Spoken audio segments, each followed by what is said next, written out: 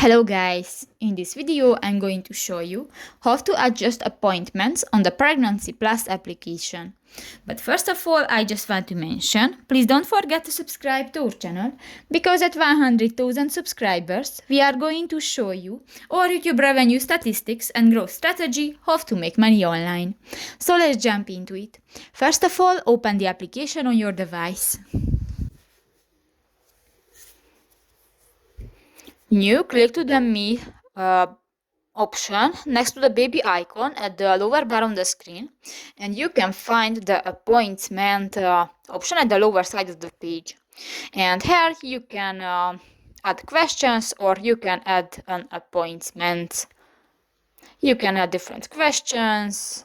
For example, if you want to add a none, just click to the plus icon. And if you want to remove, just click to the minus and on. So that's pretty much it for this video, guys. See you in the next one. Bye bye.